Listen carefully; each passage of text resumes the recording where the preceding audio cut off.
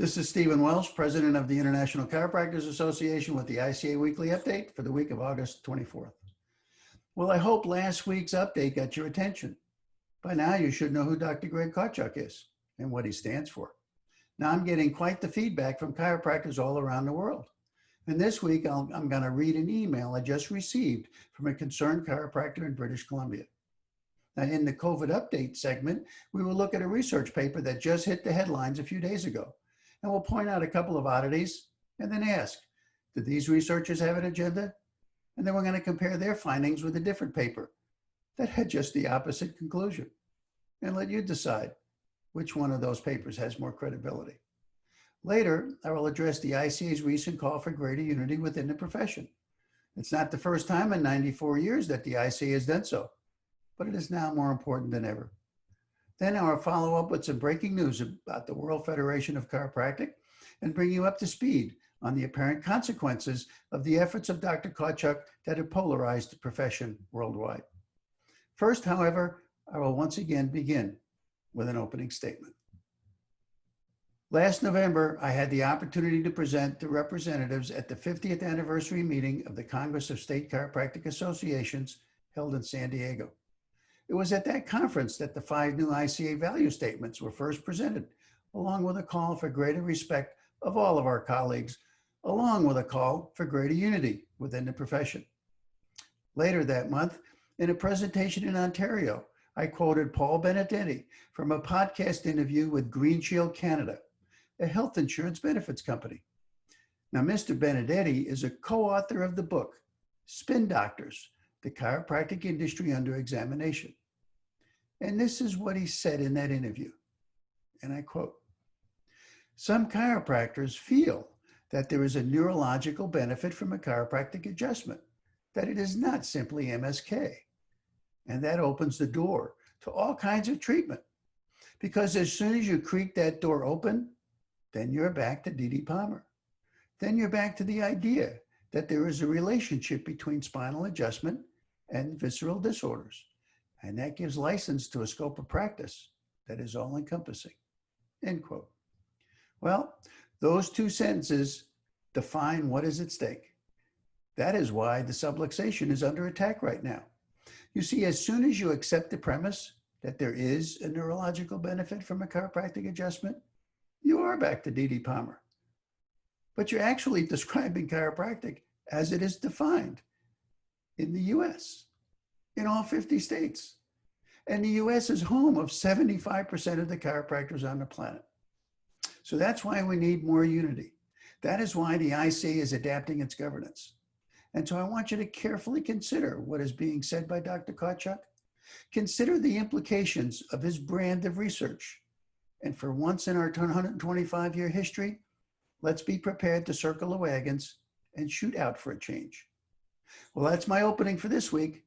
Coming up next, we will take a look at that latest research paper that's getting all of the headlines. This segment is entitled, "Are Children the Silent Spreaders?" Well, unless you're completely disconnected from the TV and the internet, it would be difficult to miss the headlines late last week. The results were even spread by the Harvard Medical School. And this is what the headlines read: "Silent Spreaders. Children may play a larger role in community spread of COVID-19 than previously thought." Now, this was picked up by USA Today. And then they ran the following headline: "Silent Spreaders of COVID-19. Kids who seem healthy may be more contagious than sick adults, study says." Note that the claim is that kids who seem healthy may be more contagious than sick adults. Kind of a scary thought if it was true. But is it? Well, have you ever heard the saying, "The devil is in the details"? Well, let's take a quick look at a few of the details of that study, considering the following. 1, the total number of children studied was 192. Well, I'm not sure that sample size that big, but anyway. And the ages range from 0 to 22. Wait a minute, age 22? You see, this study actually included both young adults presenting at the hospital with symptoms, as well as newborns and kids presenting for their wellness visits. Now remember, the premise of the headline was that the asymptomatic kids were the silent spreaders. But when you look closely, how many asymptomatic children in this study were infected? Again, a close look at the details reveals that number was 3. Yeah, a total of 3 asymptomatic patients had the infection. And so finally, what did they discover? Well, the viral loads of these 3 were then compared to, well, let me just read you what the study said. Viral load in children in the asymptomatic early infection phase was significantly higher than in hospitalized adults with severe disease, with over 7 days of symptom. Well, what's the takeaway? Well, a study of children that included young adults up to age 22 that had a total of 3 asymptomatic infections has generated a headline that says, kids who seem healthy may be more contagious than sick adults. Are you beginning to see the hypocrisy yet? You see, a medical researcher can say that children may play a larger role in community spread of COVID-19 than previously thought. Now, it's certainly a plausible hypothesis, but yet not proven with an RCT. But if a chiropractor even suggests that a chiropractic adjustment may improve the nervous system or the immune system, well, I'm sure you're getting the picture. Well, anyway, let's look at another study, a study from Sweden. You know, the country where they didn't close its schools. It was a population-based observational study of 274,542 individuals over the age of 70 living in the Stockholm region. Just think about the comparison of the N. 275,000, a couple of hundred? Okay. Well, anyway, this study examined how individual level housing and neighborhood characteristics are associated with old age COVID-19 mortality. Now, essentially what this study did was it looked at the 275,000 individuals over 70, analyzed their living arrangements. In other words, were they in a care home? Were they living with adults only? Or were they living in a family with school children? And then they looked at the mortality data, and this is one of the conclusions they reached. And I quote, "We found no additional impact of co-residing with children, even though Swedish schools have remained open for children below age 16 throughout the pandemic. This result does not support the hypothesis of children as major transmitters of SARS-CoV-2. Now, speaking of Sweden, its top virologist has a message on how to defeat COVID-19. Open the schools and no masks. You see, in the past 6 weeks, Sweden has seen a remarkable turnaround. New daily cases are down to multi-month lows. Hospital admissions are close to 0, and just 44 Swedes died of COVID-19 in the past 7 days. And official numbers show at the same time, coronavirus cases are spiking around continental Europe. So there you have it. You be the judge. Both are studies that analyze data, but they drew opposite conclusions. So do you believe that the experts drew conclusions about asymptomatic children in a study that had 3? Or do you believe that the study of 275,000 over 70 and how they were impacted by living with children that stayed in school throughout the pandemic? I'll let you be the judge. Now, in the next segment, we'll look at the ICA request for greater unity within the profession. Now, this segment is entitled, Another Call for Unity from the International Chiropractors Association. Now, I'm going to start this segment by sharing with you an email I just received from a chiropractor from Canada. It was following last week's update. Good afternoon, Dr. Stephen Welsh. A colleague of mine posted your weekly update on our BC chiropractors page. The anti-subluxation push is strong in British Columbia right now. Clearly, you know about our current battle with our board and the health ministry. I hope you can assist us in this battle to protect our rights as chiropractors and to conserve the subluxation-based chiropractic model. I am a recent graduate and have only just begun my subluxation-based practice in BC. I have been sending emails to the board and to the health ministry expressing my concern and disapproval of their proposed changes. I have also recruited colleagues and patients to do the same. I'm wondering if you have any current research articles that we can use to contradict their findings. I will also email them regarding the political bias in their study. Any advice, guidance you can give us how to win this battle would greatly appreciate it. You are my beacon of hope right now. Thank you for all you do. Well, last week I shared with you what was happening in BC, British Columbia. And looking at the events from a 30,000-foot level, it would seem that what's being experienced is what happens when one tribe of chiropractors decides to use the arm of government against another tribe of chiropractors in an effort to gain economic advantage in an otherwise free market. You see, this behavior, characteristic of those who do not have a tolerance for viewpoints other than their own, is ultimately destructive in the long run. It discourages diversity, it promotes divisiveness and disunity. And that is exactly what our real competitors in the healthcare marketplace like to see. So that leads us into the ICA's recent call for unity within the profession. And for many of the younger chiropractors, this is not the first time the ICA has taken this position. Let's turn back the clock 60 years. And looking through the archives of the ICA, what do we find? Well, how about a policy statement of the Board of Control? That's what they called it back then.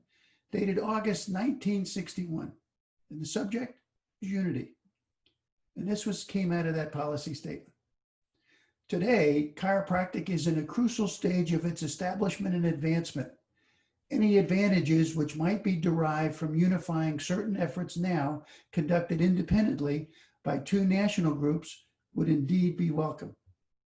And that policy statement continued with, intent on strengthening the profession wherever possible, and sincere in its decisions and actions, ICA is nevertheless just as intent on maintaining those principles, which are the only adequate foundations for chiropractic survival and future growth. Well, you see, the board of directors of the ICA today are facing some of the same issues as 60 years ago, but the context has changed. Instead of two national organizations needing to work together, it's now two international organizations that need to work together, the WFC and the ICA. In less than 2 weeks, the ICA will be celebrating its 94th birthday. An organization created to defend and promote chiropractic and its foundational principles around the world, and to keep it separate and distinct profession with its unique gift to mankind. Now, in March 2019, in Berlin, Dr. Greg Kotchak threw down the gauntlet before the entire chiropractic world community. The ICA responded with a complaint, not against the WFC, but against Dr. Kotchak and his tribe, whose members dominate the WFC Research Committee. And through the publication of their independent, what I call fake research papers, have embarked on a mission to divide this great profession, a mission based upon intolerance, a mission based upon strict adherence to a 17th century model of reality, and a model that no longer is serving humanity well, a model that needs to change. And after 94 years, the ICA still stands, and its mission to guard the sacred trust once again comes to the forefront. Remember, it was the ICA that initiated and supported the Wilkes case decades ago, and it was several years before the rest of the profession united behind that effort. And because we were united as a profession, the truth prevailed, and we won that battle. But the war is not over. You see, the signs are all around us. The same biases, the same anti-competitive behavior is now spreading around the world. That same fight needs to occur on an international scale, and it will not be won if we continue to stand divided. Well, in our next segment, we will take a look at some breaking news. It seems that the staff of Dynamic Chiropractic has been doing some investigative journalism, and the story was just released a couple of days ago. Well, the final segment is entitled, Why Are U.S. Vendors Dropping WFC Sponsorships? You see, this week we're going to look at breaking news from the publication Dynamic Chiropractic that has been investigating the apparent drop in WFC sponsorships from U.S.-based chiropractic-related corporations. Their headline reads, U.S. vendors pull WFC sponsorships. But why? Now, the piece starts out with a claim that, and I quote, Most of top U.S. vendor sponsors have terminated their sponsorships with the World Federation of Chiropractic. It seems that the staff at DC has done a comparison of the WFC Corporate Partners webpage on April 27, 2019, and compared it with the current page. Now, Dr. Richard Brown is quoted in the article as attributing the loss to the pandemic. However, apparently, the DC staff has been talking to both former and current sponsors, and this is what is being reported. And I'm going to quote from the article. But in talking to a number of current and former sponsors, they believe many US DCs and vendors don't agree with the direction the WFC has taken, particularly when it comes to dictating how DC should practice. Some US vendors are particularly sensitive to supporting an organization that alienates them from its customers. In addition, some current sponsors have stated they may be forced to end their support should that direction continue. As they are concerned, pressure to do so will continue to grow. Now, the article then concludes with a bit of speculation in that it suggests, and again I quote, given the above, some of the WFC National Association members may also be evaluating their participation and may make similar choices. Well, that is the breaking news this week. Next week, I will devote a segment to reviewing the facts associated with the dispute between the ICA and Dr. Kochuk. There are 4 documents that the ICA has previously released that have been published by Dynamic Chiropractic. Now, please be reminded, it is not the desire of the ICA to criticize the WFC in any way. The WFC is in the very uncomfortable position of having to deal with several complaints filed by several parties on both sides of an issue that ultimately could change the direction of our profession for the next 125 years. And trust me, that's not an easy task. But please be reminded that it is the ICA that is seeking greater unity within the profession. And it was the express will of the ICA Board of Directors to make those documents public, just to release the facts so that you, the practicing chiropractor, can become aware of what is happening.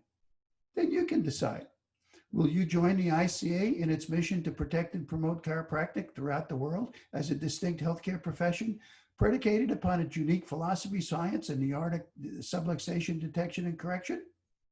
Or will you just continue to sit on the sidelines, a member of the NCA, the No Chiropractic Association, and not care about the future of our profession? Well, coming up next will be a special closing message to all voting members of the ICA, and that will be the final segment for this week's update. And by the way, you can find links to those documents on the ICA COVID resource page. Well, now for my closing remarks. Next week, about half of all ICA members will be receiving the initial call for nominations for the election this fall of who should represent the ICA in the state, province, or country in which they practice. You, the ICA members, will be voting again this fall, but this time to choose who will be your representative at the ICA. I would like to personally extend a request to all ICA members, particularly those in our jurisdictions internationally. Please engage with your board of directors by participating in the ICA Representative Assembly. We will be spending the next several months updating our policies and procedures in order to become compliant with our new bylaws. And by the way, if you haven't returned your ballot in support of the ICA Board of Directors, please do so. And remember to vote yes. The future of our profession is depending on you. Well, that concludes my update for this week. Meanwhile, please check out the ICA COVID resource page where you can find links to the WFC related documents mentioned earlier. And doctors, please share this message with friends and colleagues. And meanwhile, please reach out and connect with the ICA. If you're an ICA member, thank you for your support. And if not, now is the time to join. As we protect and promote vitalistic, subluxation-based chiropractor all around the world. We're here for you to help you help your patients because they still need that reassurance that there is no need for mass panic. And don't forget, you are truly their beacon of hope, and we will get through these challenging times, and we will do it by working together. Thank you.